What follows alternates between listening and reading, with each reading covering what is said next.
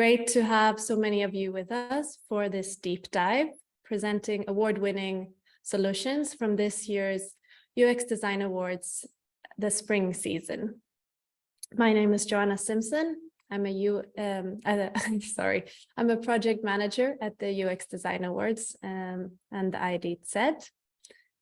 And just a small note for those of you joining on Zoom, please turn off your mics and feel free to join in on the Q&A later using the chat. For those of you curious and interested in UX, we have regular deep dives and inspiring UX conversations with jury members and award-winning designers and design teams. So you can find all of our events and recordings on YouTube, LinkedIn, as well as our website, uxdesignawards.com. And today in our deep dive, we're going to be talking about the project Bitstamp Go, which won a product award for the UX Design Award Spring of 2023. And as you can probably hear from the name, Bitstamp has something to do with cryptocurrency. And the project was a redesign of a mobile app by Momentum Design Lab in order to focus on a different target group, namely a younger audience. And what the jury noted about this product particularly was that Bitstamp Go manages to appeal to a broad audience thanks to a new design that is both playful and informative. The app represents a true user-centric approach that is complemented by a well-designed user interface and appealing illustrations. And for our talk today, we will hear from three key people from the project: Sam Price, Senior Product Designer, and Mark Scrivener, Managing Director, both from Momentum Design Lab, as well as Bitstamp's Jan Horvat. And after the presentation, there will be a Q&A, and you can ask questions on LinkedIn in our chat. So please do. It's great if you join in the conversation, and I will do my best to bring your questions in at the end.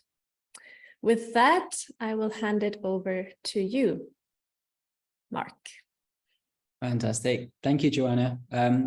Good morning, good afternoon, good evening to everyone joining from all around the globe. I'm going to take a little while just to introduce and to say thank you for joining us to talk about the UX challenges making crypto trading accessible. We're going to walk through the introductions, the brief we had, the context, the validation and direction, the design challenges, and then what's next. So next on the slide, who are we? We're Momentum. We're a product design agency, globally rated #1 as on Clutch, and we're here to make experiences better through best UX principles and practices. We build moments that matter. And Bitstamp, Jan, you're on the call. If you can please introduce Bitstamp. Hey everyone. Yeah, so I come from Bitstamp. Bitstamp is a crypto exchange. We are the longest standing crypto exchange. We're here since 2011. Yeah, and yeah, for this project, this project was, maybe if you go to the next slide. Oh, sorry. Yeah. So not a problem. No, thanks, Jan. So myself, Sam, and Jan are going to be on the call today, plus all of the product team and project team that's been working on this for the past few years. This is an exciting call because we're talking about not only the UX challenges from an agency, but we've also got our client on the call, Bitstamp. So we can start to look at the challenges and the balances we've had and the different conversations we've been talking. So that's why we've got Jan and Sam on here as well. Also notable members of the team, Jonathan Levi was the principal product designer on the project, Mikey Stillwell, senior product designer, and Gasper Savs as the product manager from Bitstamp. Okay, Jan, let's hand over to you with the context. Yeah, thanks. So basically, being at crypto exchange, crypto goes through cycles, through bull cycles and bear markets. And when we started this project, that's almost, yeah, a little bit more than a year and a half ago. we were in a bull market. So we are dealing with a huge influx of new eager users who are eager to try crypto. But at the same time, as us being a really long-standing crypto exchange, we already had a lot of old experienced users. So the problems that we're dealing with was basically how to create a new interface, a new channel for new users without convoluting the existing channels that we already had. We already had a very successful mobile app, which was by that time aiming towards basically all of our users. And we wanted to basically move a little bit into the direction where we had separate channels, one for more experienced, advanced pro users, and at the same time to have a channel that would be aimed toward new users, which would allow us to cater new users, to educate them and to explain them basically what crypto is. So before we started working with Momentum, we already had a bunch of research done, and we had a really good overview into who are we trying to develop our new app for, and also what are the needs of those users, those new users. If you go to the next slide. So the basic cohort of the users that we are developing was mostly millennials and Gen Z, but millennials were focused. And basically the issues that we detected that those users were having were how and who to trust. There is so much going on in crypto, so many offerings, so many exchanges. So how do me as a new user, how do I know who to trust? Users were eager to have an introduction to cryptocurrency. They were afraid of it. Lack of knowledge was a very common theme. We detected that they need simplified, guided onboarding, clear UX, clear UI, less is more, which would be, encouraging. And also people were interested into other services such as staking or passive income. So the challenge was how to basically, create a new clean channel and to address all those basic issues that users were having. Okay, so with that, yeah, hey, Mark introduced me. I'm Sam. So I was leading the design on this project. So Bitstamp came to us, and of course, they had all this kind of research. So we needed to set the kind of context. And the way we approached this through the kind of project breakdown was we wanted a kind of an initial phase of what we call kind of a vision concept phase. So they've got some existing research, they got kind of an idea, an ambition of what they want to achieve. Let's kind of take that to the next level. Let's push it through very quickly. We're talking 1 to 2.5 weeks of this. Then, of course, with that, we're ideating. We wanted to go into a research and testing phase, project scoping, design, and kind of iterate through that. And of course, the handover at the end. But for this initial phase, a little bit of context. Jan's briefly been kind of touching upon it. They have research, and we kind of looked in our rapid within just a few days through secondary research was people just don't know what crypto actually is or does unless you're in that space where you've kind of got taken through. It's very tech focused. The average person, generally speaking, will say, okay, kind of cool, can make me some money, but what's the point of a lot of it? They don't understand the use case. There's also safety, right? So a lot of issues have happened. I'm sure people have seen in the news about hackings, about millions of dollars, pounds, etc., being stolen, taken off exchanges. So safety concerns, a bit of a fear. And also around kind of volatility as well. It's known for being extremely volatile.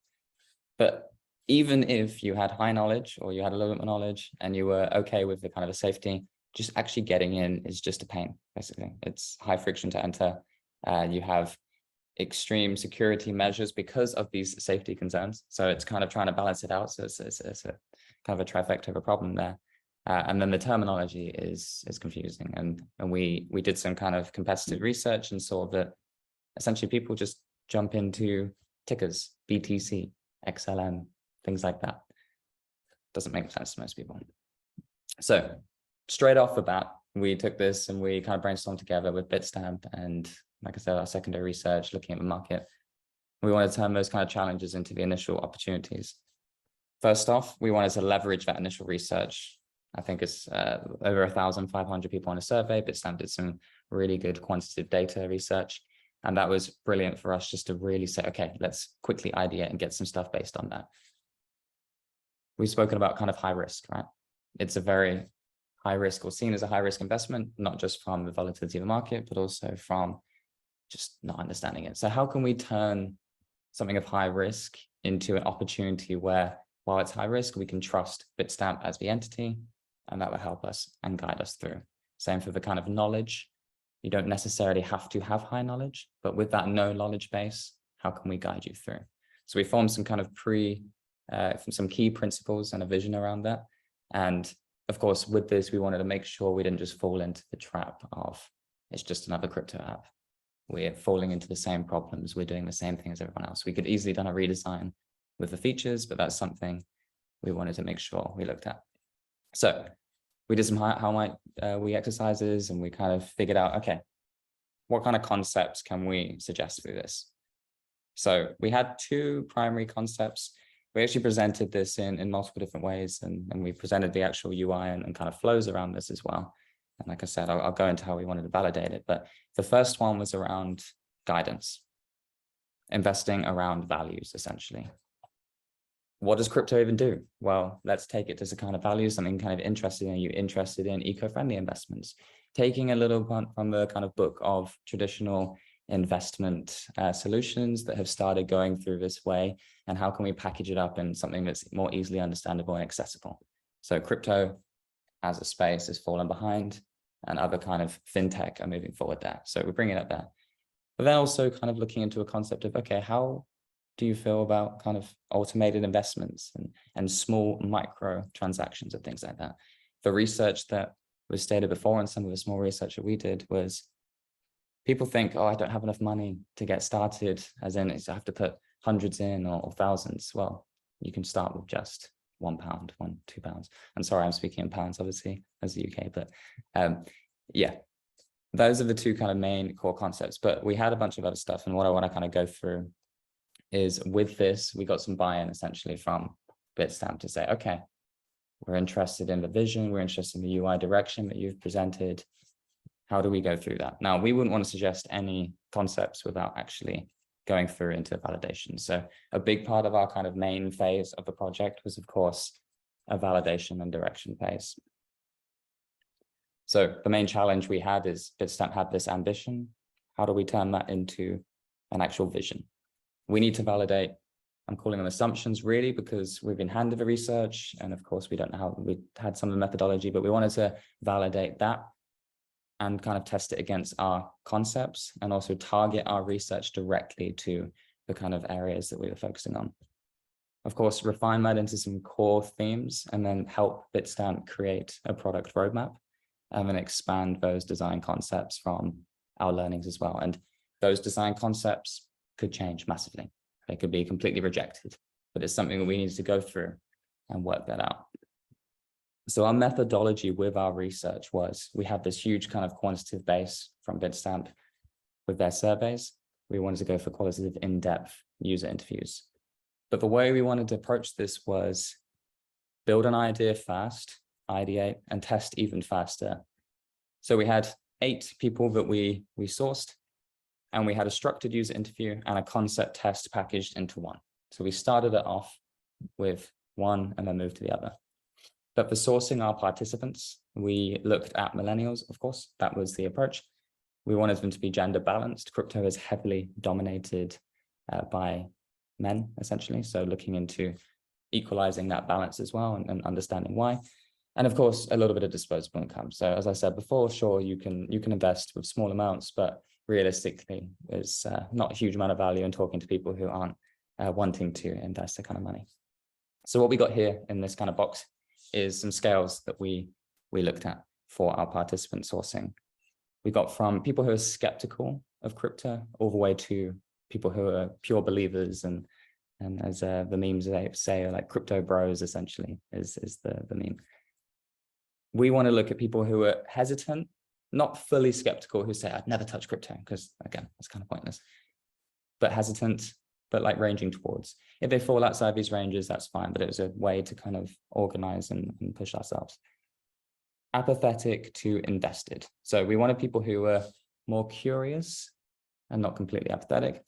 And then oblivious to knowledgeable. We wanted people, for our research and kind of testing this, is people who were more towards the oblivious side, but slightly aware that they would at least pick up Bitstamp.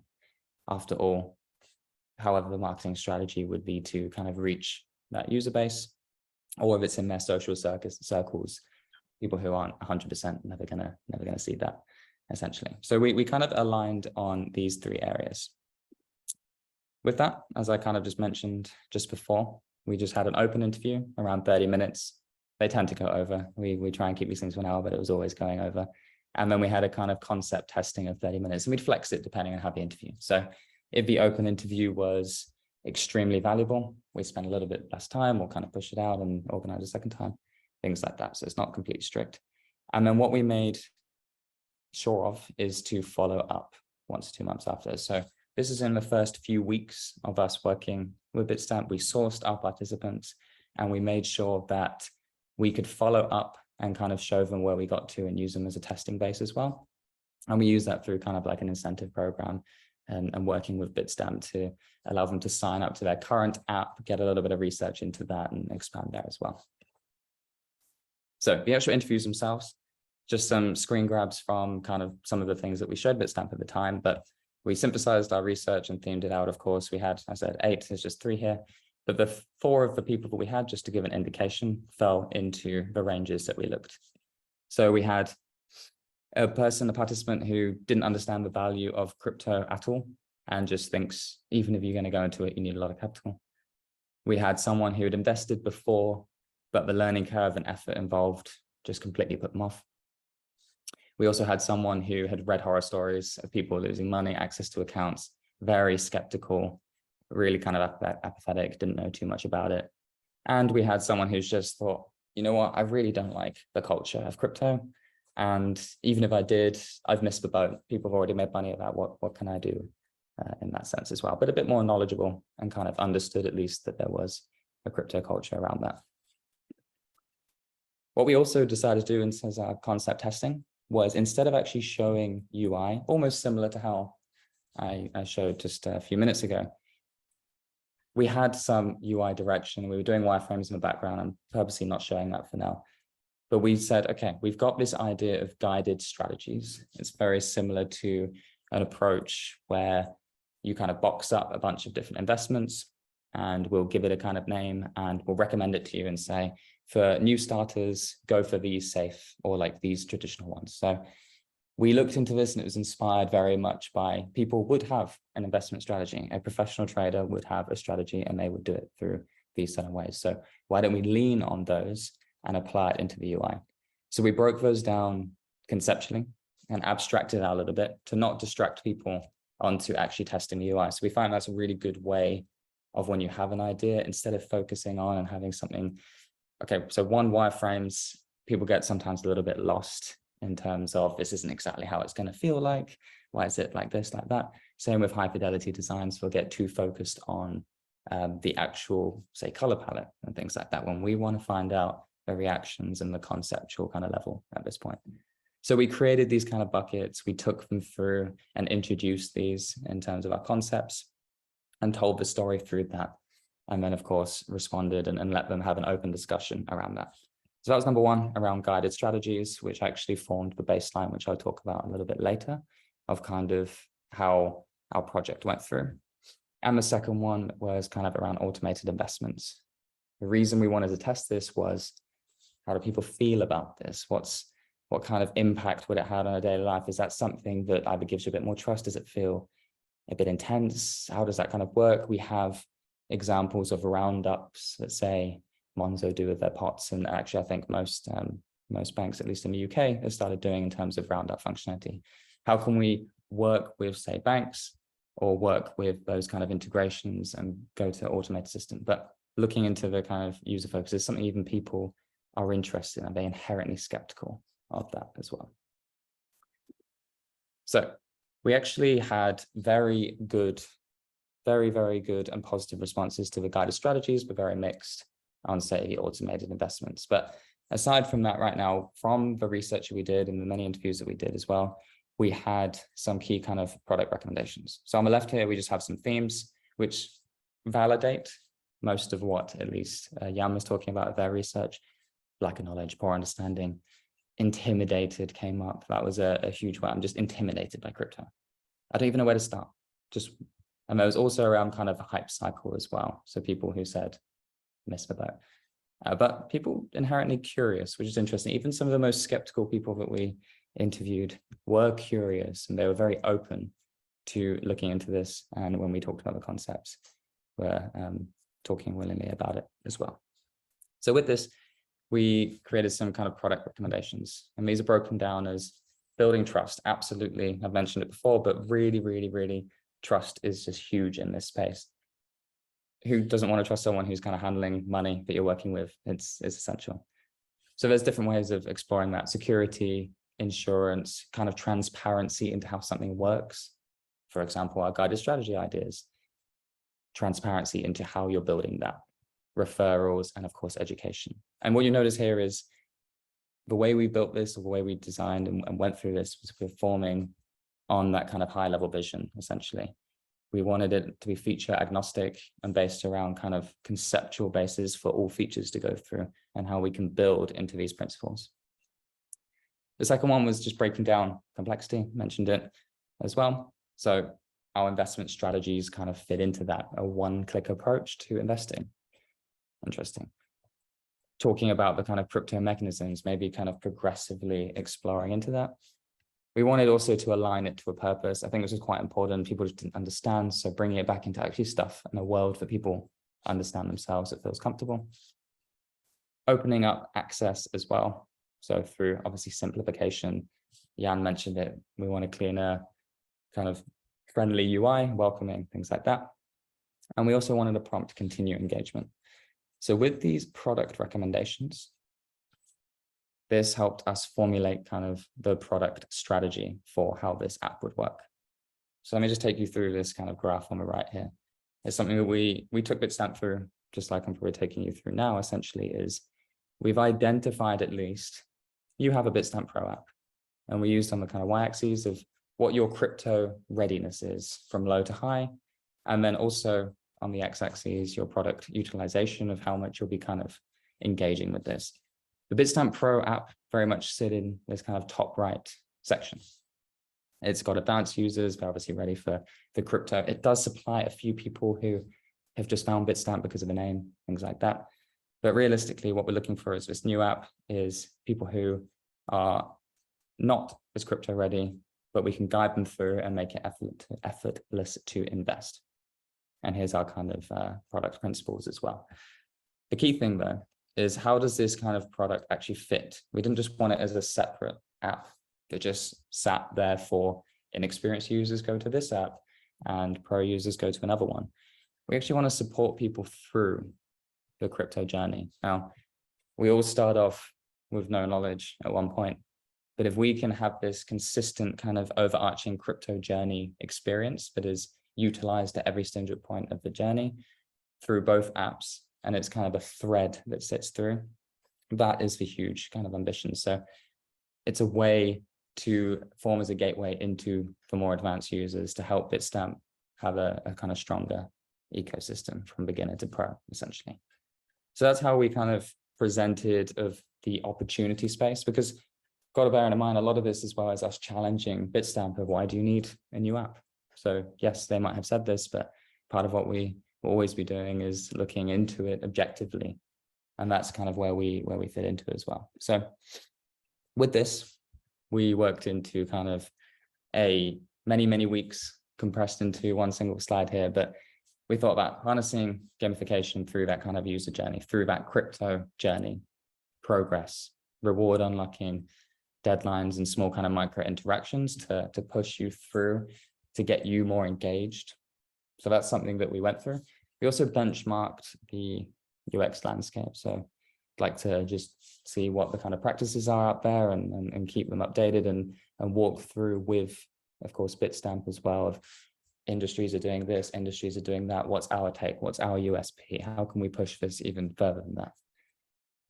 And then what's interesting going through exactly what I said is the scoping and defining of the MVP feature set as well. So the big thing here is the kind of push and pull, the tension between maybe myself and Jan, exactly that of we would be suggesting a feature and we'd be pushing forward and we say, okay, based on this vision and our crypto journey, we can do X, Y, Z.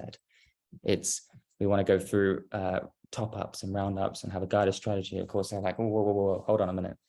We've got a roadmap already in place. We've got technicals in place. So there was kind of the tension between there and kind of an interesting dynamic that, of course, we worked on. And I think Jan can cover a little bit at the end as well of how that's actually played out towards once I show you some more context. Yeah, so, Sam, I think also just to jump in here, this is fundamental when it comes to a client and an agency relationship. Ultimately, as an agency, we want to push the best UX, we want to push the best product, we want to drive this forward. That's going to come with cost. That's going to come with time. That's going to come with a lot of resource, or it's going to really need Jan to think about this and what's his prioritization? What does he need to get out of this from an internal perspective as well? Is there internal buy-in? So there's lots of this agency pushing, but also we have to be conscious that Jan has to deliver on this and the product has to work. It has to go through stages. And so this MVP feature set, although we would love to push the boundaries, where do we push the boundaries and how far can we push the boundaries? So that's the interesting thing, that Jan's always had that challenge, that we've challenged him and pushed him. Where does he push back? And Yeah. exactly that. Sorry, yeah. That was true. Yeah, and also, yeah, one of the aspects was also some of the technical limitations that we had, right? It turned out that some of the features that they suggested, that Momentum suggested, were very easily, you know, they would very easily fit into our existing ecosystem, and some of them could have a lot of limitations from, you know, not from technical aspect, but as well from a regulatory aspect. Yeah, and yeah, I know it had to be frustrating for Momentum at points, right? Because they had some really good ideas and they made sense, but on the other hand, we were pushing it back, or we were trying to find the middle ground and so on. Yeah, and that is the kind of tough balance, is especially when it's rooted in solid research and we've tested concepts and there's a huge excitement around it and we suggested. And of course, I'm not saying that we're not paying attention to technicals straight away. Of course, there's always something in the back of our minds, but it's that kind of push and pull. But it's the nature of being a designer, is that kind of constraint that we live in. Okay, so when we actually got to the designer challenges, just I kind of mentioned a little bit earlier as well. I've just missed out the kind of wireframes user flow part there, but it all kind of came into doing that scoping session there. So I'll just go straight into where we kind of got to and some challenges up into that as well. So first off, Bitstamp were actually going through a rebrand, a pretty significant rebrand as we engaged with them. From a design perspective, this was both exciting and pretty limiting because the rebrand was not complete. So we had some rough direction and we kind of pushed with that a little bit, but then there was back and forth. The rebrand was constantly changing and kind of areas where we decided to, at least what we had to keep pushing forward and going through. But around the kind of ecosystem, what I was talking about, we mapped this out on a scale of where is the UI and where is the kind of personality of this app going to sit. Joanna mentioned earlier that we kind of had some fun illustrations and kind of a friendly UI around that. Well, this is essentially hinged around the product positioning. So on the left here, Bitstamp, the app, as we're saying, Bitstamp Go, but Bitstamp Simple app. For the onboarding and new user engagement, that's where we really wanted to push to the edge of the scale. It's more fun. It's kind of something engaging. It gets you in, it gets you past that first hurdle. But really, when you're actually dealing with the nitty-gritty of your kind of asset management, your payments, etc., that's where we want to swing the scale a little bit more to something a bit more traditional, known, expected, a bit more serious, because that is your actual kind of financial. So we had a real kind of push and pull as well, even just for myself. So like, where is the balance and how do we fit that? with the color usage where we push for brand.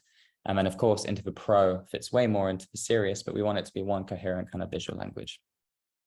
So just along the bottom here, they'll be quite small for you guys, but we played around with kind of a little character that we called Stampy, whereas eyeballs would move and things like that to keep it really fun.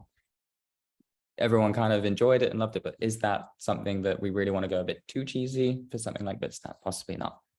We worked into kind of a collage effect. We used more pastel colors, made it friendly, had great feedback on this, but ultimately it pushed too far away from the Bitstamp brand, even though the feedback internally from Bitstamp was great as well. But that's something we took initiative with. And then we took inspiration from this eventually after a lot of testing and working through to kind of land where we landed today, where it was a mix of the illustrations with their kind of lime green, a bit more techie approach, but kind of finding a warm balance through there. So that was one of our kind of, I mean, this is over a few months really of kind of evolution. Everything's going on behind the scenes of the UX and the flows, but it was quite a big dominant area of how we communicate the visual language of this behind the flows as well. In terms of the actual structure of the app itself, our focus was around the onboarding, the hardest part, which is actually just getting started. That was what we identified in the research. That's what we tested. That's what people overwhelmingly said, that just moving forward with crypto is the biggest pain. Once you get past that hurdle, things get easier. So we came up with these kind of concepts. The first thing, at least in the design, is we want to personalize it from the first moment that you log in. We want to check what your skill level is and adapt your experience to that as well. We want to incentivize the users past high friction moments. So with crypto, for legal reasons, you have to verify your identity and things like that. Naturally, you have to do this in banking as well. But how can we take that kind of incentivization and make it worthwhile for people as well? And then we wanted to hinge it around familiar topics. So what do you know already? And how can we kind of push that for? And then we got to build at your own pace.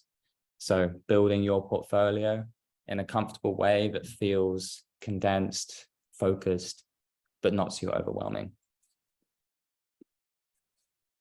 But there's a pretty big challenge around simplifying investing. That previous one was actually where we landed to.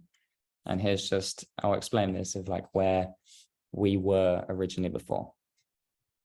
Simplifying investing, there's ethical considerations, right? First off, ethics is a big thing.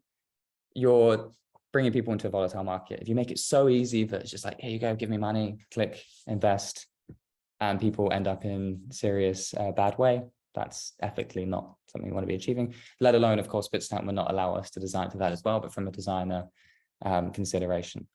There's also kind of legal complications, which we'll talk about in a second. But how do you even define what high risk is? So over here on this right-hand side, we had a method, which I was talking about, the guided strategies. The kind of main concept was you would put in a few interests, you would say what your risk level was. Am I feeling pretty risky, or do I want to play it safe?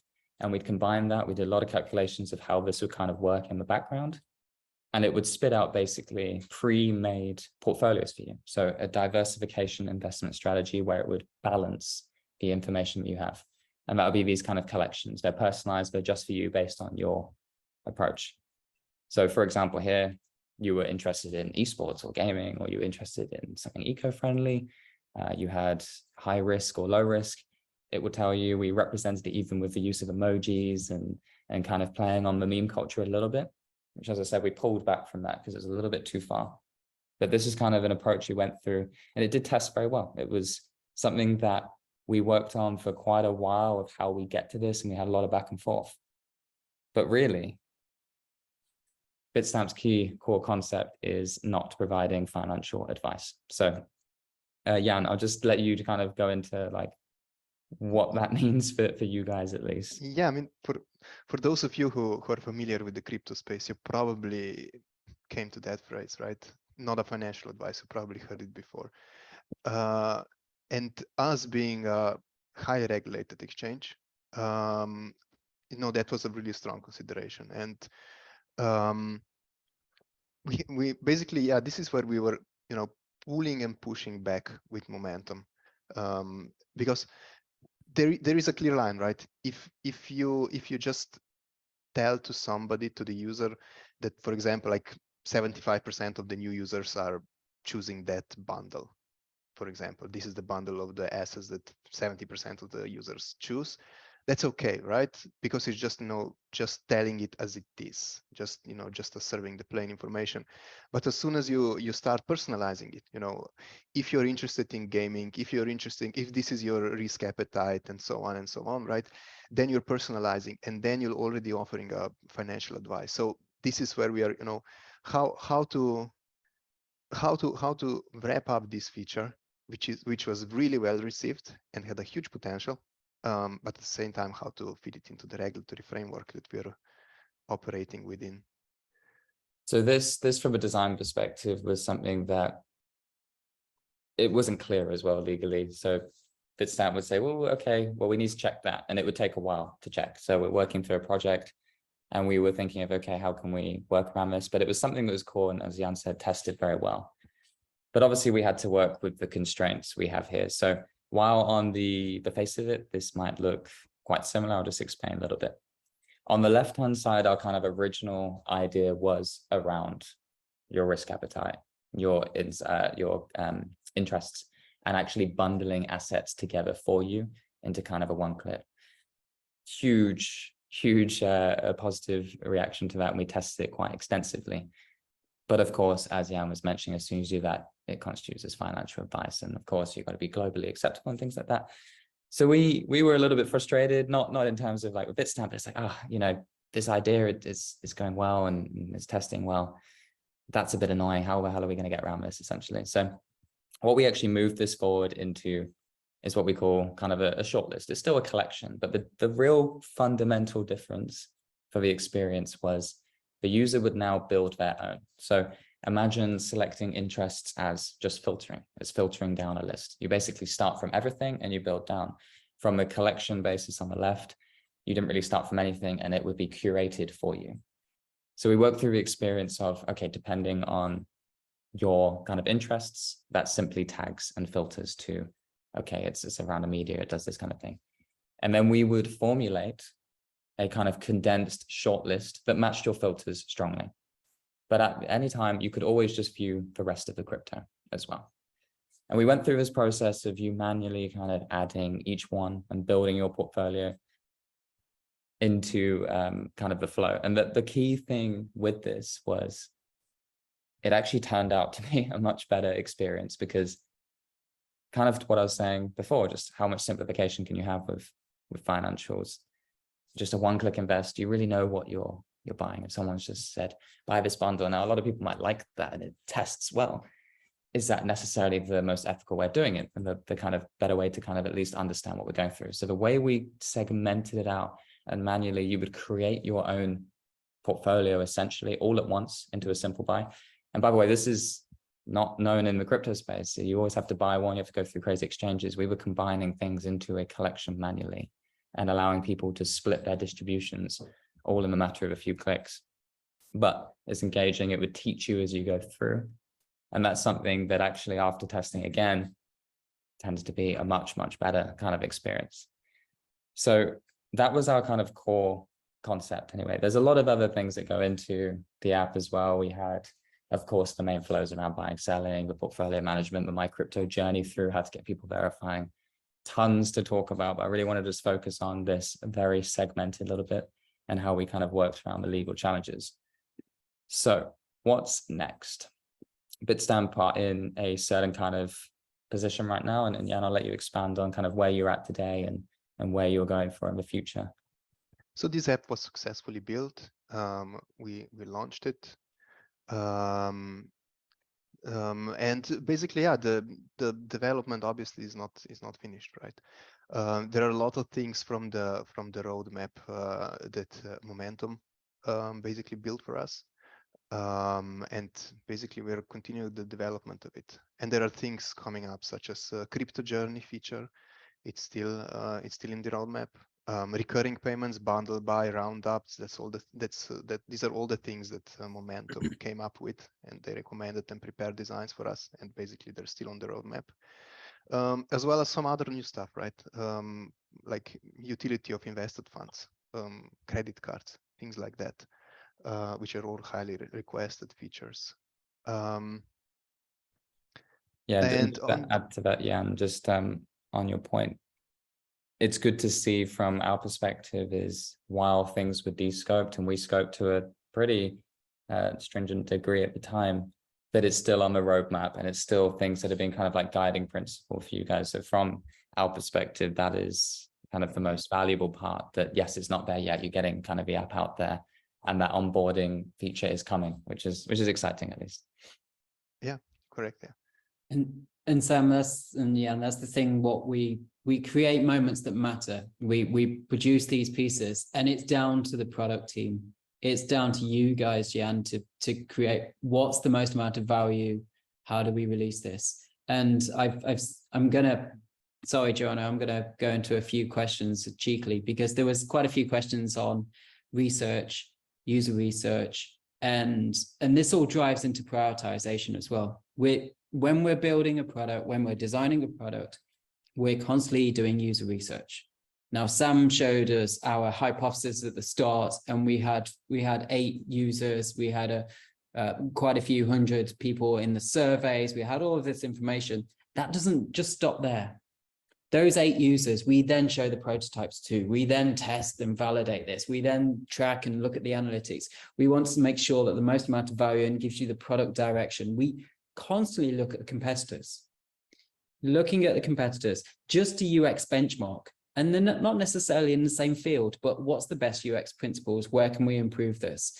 And so, Jan, you have to take all that into consideration. And I know you kind of bolstered up your research team to take this on as well. And so understanding everything we've created, all of the direction, you've got that backlog and you're constantly looking at what's going to give you the most amount of value and deciding upon that. Now, there was a question on UX research. What do we do and how much do we do? We started at the very start, and we probably didn't finish the actual research elements to this until we handed over the keys, because constantly we were looking at it. So our first engagement may have been 3 weeks of discovery, onboarding, understanding.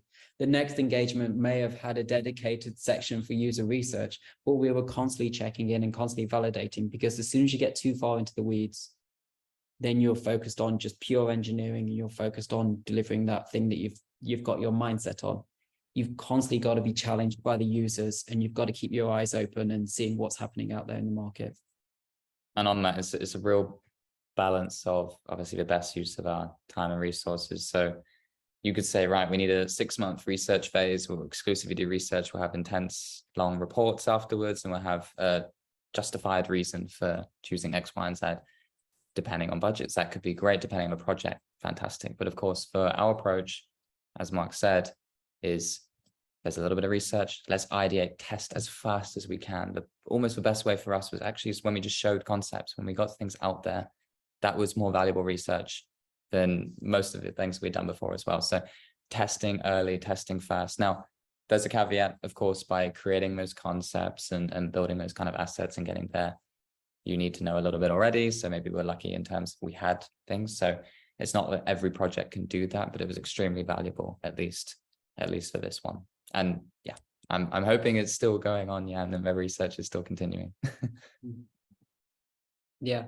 And from there's a design maturity model. On one side, you've got your evidence-based, human-focused approach. That is looking at everything from the buyer persona to the community, to the engagement, the awareness, and the user personas. And then on the other side, you've got expert and engineering approach, which is build, and we're the experts. So we're leaning heavily on Bitstamp because they're the subject matter experts to build. But you have to then roll it back to the evidence approach. You have to roll it back to the user focused and constantly build, measure, learn. That's the circle you go through. Yeah, thanks. It sounds like it was really a beautiful balance between so many different components making this app, of sort of finding the right legal space, finding the right design, where to push and not push with the research. And really, thanks for an interesting, insightful presentation. I was also wondering, one thing that popped out to me, aside from the design, of course, which is really playful and light somehow, is the language in the app. So I was wondering if that also came from the research, or how you worked with that, because it's quite playful as well, if that was tested. Yes, great question. And I think one of the examples is for choosing interests.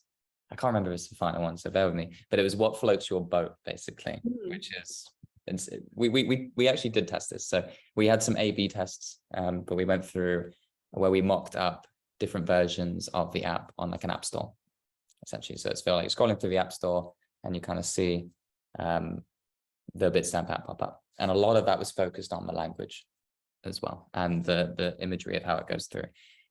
We actually did derive it from the research in terms of people wanted something that was engaging, but it wasn't explicitly stated that, oh, I'm looking for something playful for my finances. No, it was kind of indicated from a more engaging experience. And then we just tested how far we could push that without kind of essentially switching people off and thinking, oh, that's too much, I'm dealing with money here. So we did the A/B testing where we had a more kind of traditional language of choose your interests versus what floats your boat.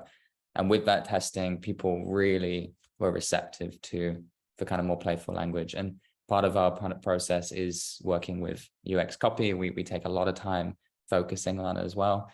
And Jonathan, our principal designer, is always very much pushing for kind of more interactive text-based experience as well. He's always challenging us there. So I'll give him credit for pushing us on that kind of language copy. Sam, interesting. Yeah. You mentioned, Sam, that copy is bringing you in, and so the first thing that everyone looks at is the first experience, the experience design that you're doing, and that could be copy, it could be a button, it could be an illustration animation, or even just getting into the platform and logging in onto the app. But the most important thing is removing the barriers to entry, getting people familiar with it and getting them playing with it. And so there was a question in there about how do you gain that trust? You gain that trust by people using it straight away.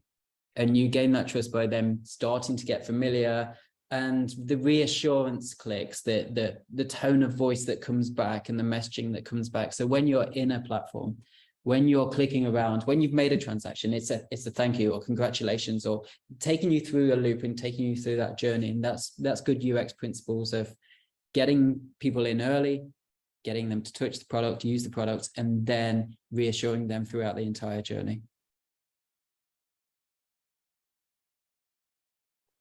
Thanks. We actually had another question come in here through the chat, which also relates to the research. So I think we can take it at this stage from Christine Jean-Charles, who's a strategy analyst and lead UX designer, wondering, how do you find scenarios that all your user personas could relate to without being too general?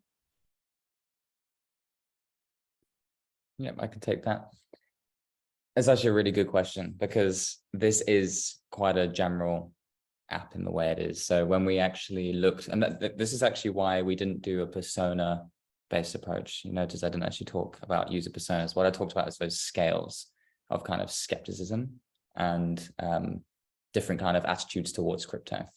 Because if we went through kind of a user persona, you've got many different people with many different types, backgrounds, who all kind of might go in a certain way. So we actually focused on those scales, and that's where we kind of derived our focus, at least when going through that. And by testing and going through those kind of interviews, that's what we hinged around. And we didn't actually find that the concepts that we were providing were getting completely lost on one type of person versus another, when they had that kind of common middle point, as I mentioned, with those kind of scales. So maybe a long-winded way, but that was our focus. That's how we focused, instead of going so generic that we just picked anyone from any place for a certain age range or like. We also did, so one bear in mind is millennials were the actual focus point. But we actually interviewed a few people outside of that range based on our range that we're focusing. So on those kind of hinge points, and that's still maintained focus. And that's kind of what we moved around. And just to go back to those scales, is that something that you came up with together with Bitstamp? That's something we did internally as a design team. Yeah. So with the research that we presented, we kind of just brainstormed of, okay, where do we want this target market to be focused? And yeah, the scales were from skeptic to believer, apathetic, etc. If anyone can't remember what they were. Cool. And maybe this is more a question for Jan, like now that the app has been out for a while, what feedback are you getting from your users? What's has there been any surprise in what's coming after the launch, or how's it matching? Well, the feedback so far has been positive, with the caveat that currently the situation in the crypto space in general is a little bit in a, we call it a crypto winter. So the influx of especially retail users at this particular moment is at the lowest point. So yeah, from that point of view, on one hand, the feedback has been really positive, but the numbers that we are expecting are yet to come. Yeah, crypto winter. Yeah.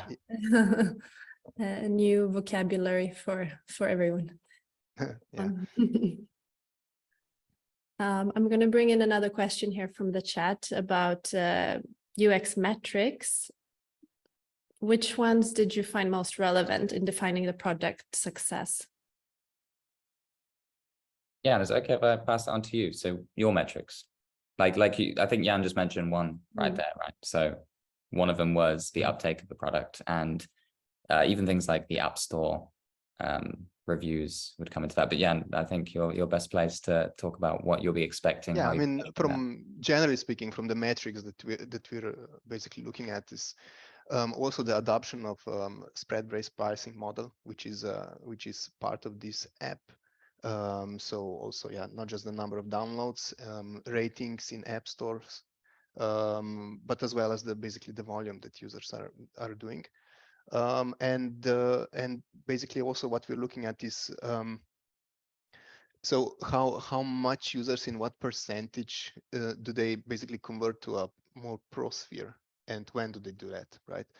That's also an important metric for us, also looking from the UX perspective, because yeah, as I said at the beginning, this was one of the initial things why we decided to do two apps, and what we are dealing, even outside of those two apps that we have, Pro and Simple. So how to cater the more experienced users and more new users, more inexperienced users, and also what is the overlap of those two groups? How to detect it? How big is this middle group, and how to properly address those that are in between with the kind of the product. So that's also what we're looking at when we are looking, not just Simple app, not just this one, but also the other one, the Pro app, how it's being used. You remember through what I was sharing in the deck as well, that graph about the crypto readiness, essentially, of moving from that simple app. And that was about my crypto journey, which again was a little bit of a language we played with to move you through. It's a fully optional thread that you can follow. Of course, some people might just not want to become a pro user, but enabling those mechanisms. So conversion rate through that. Also, something that I noted in at least the research that Bitstamp initially did was they had, can't remember the exact percentages in theirs, is something around 40% or something of users just didn't fund their account at all. And by funding, that is essentially you sign up and you have to put money into the exchange to then be able to buy. So by increasing that would be a huge metric of people who actually kind of just get started. So that was one of our problems, is people would create an account and then drop off straight away. Now, of course, that actual onboarding flow has not made it through into the actual live app yet, but hoping when that does come through, that would be one of the big metrics of success to kind of measure against. And Sam, that's breaking the barriers to entry. That's what we always try and do with any kind of design, get them to use it, those first activities. When we first had a first conversation, and I'm talking from a business perspective now, as the MD of Momentum, I was approached by Bitstamp saying, on the coin market cap, we're going out of the top 10. We're going at number 12 now. And how can we start to get back into this with Krakens and the Coinbases and the Binances? And that's a very high level metric, but also it's a high level objective business wise. The guys are, I'm just looking right now, the guys are now at number 7 again. So getting back into there, and it could be through these activities, it could be anything else, any other factors, but ultimately there are very high level metrics that we look at it from a business perspective as well, that we always need to keep in mind. We don't want to go too far out there, and we don't want to go too safe, because when you do that on a product, you're not evolving and you're not keeping in competition with the others out there.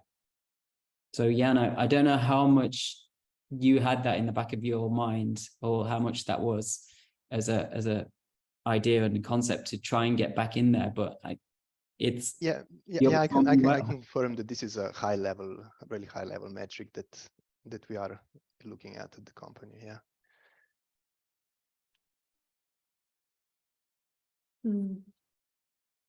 Thank you. Again, it sounds like a sort of a balancing act there that you have to find.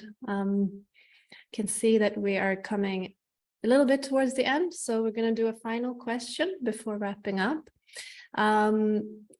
How about if there was any way to nudge users to fund their accounts, like any elements like gamification or data visualization that can help? And perhaps that's also comes into how much nudging is allowed, of course, because you also spoke about the legal aspects of this space. So yeah, so notifications as an example for nudging, I think in today's space is always a tricky conversation. Like how much can you nudge, essentially? Yes, and was there any elements that you used to nudge? Yes, and exactly. Actually, perfect. So we didn't actually push too far into that nudging of funding your account too much. That's not something we kind of explored the idea and spoke around the notifications, and there is a system that Bitstamp have already, which we deemed was a decent level. What we decided to do was push our kind of focus onto that actual first. So once you're in there, we want to capture you that either you don't forget about it, so you don't need to be nudged. So if you can't complete that experience, then fine, but it's quick enough that you should be able to, and elements like that. And then Bitstamp already have a relatively solid notification system set up. So as part of a project, so to answer it simply, it wasn't something we really focused on. We made sure to focus on capturing you actually in that experience first off, and then just more standard notifications, but of course, keeping it minimal because no one likes to be buzzed all the time. That's true. Great. Thank you, Sam. And thank you everyone who's been listening and asking questions today and joining us. This was actually our last deep dive with winners from the Spring Design Awards. And right now that means that the Autumn Design Awards are underway. And you can vote for your favorite project on our website, the uxdesignawards.com, until the last day of August, actually. And I would already say that following the vote, the awards will be presented in our winner announcement on LinkedIn on the 1st of September at 5 p.m. So do register for that and save the date. Once again, thanks Jan, Mark, Sam. It was great to have it a little bit flowing. So I appreciate that you popped in and out, Mark. And thanks everyone who joined us on Zoom and LinkedIn. Until next time.